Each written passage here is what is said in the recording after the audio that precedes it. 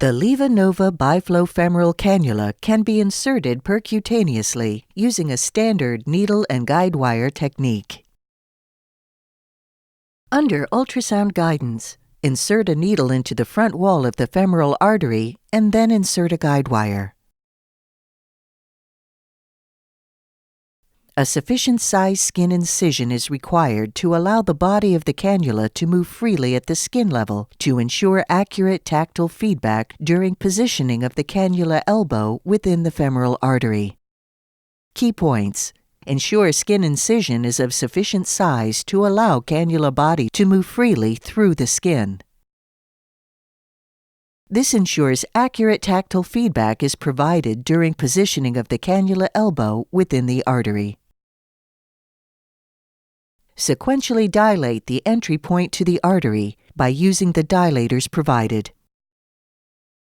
Insert the bidirectional cannula, making sure the black alignment line on the front is facing upwards. Advance the biflow cannula until the elbow enters the artery, at which point you will feel a loss of resistance. Advance the cannula a further 2 centimeters and then withdraw it until you feel resistance. This means the cannula's elbow is correctly positioned for downstream perfusion.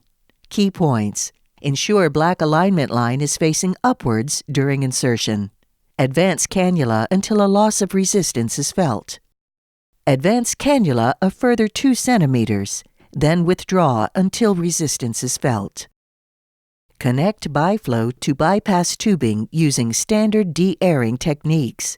Confirm correct position of the cannula elbow prior to securing cannula to skin, as migration of the elbow can occur during connection to bypass tubing. Secure both the cannula and bypass tubing to the patient, making sure the black alignment line on the front of the cannula is facing upwards. When femoral perfusion is no longer needed, remove the cannula by applying gentle upward traction on the cannula while stabilizing the distal femoral artery with your index finger.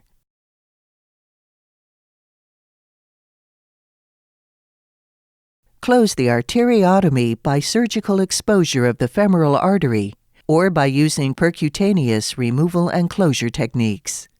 Key points: ensure skin incision is of sufficient size to allow cannula body to move freely through the skin. This ensures accurate tactile feedback is provided when positioning the cannula elbow within the artery.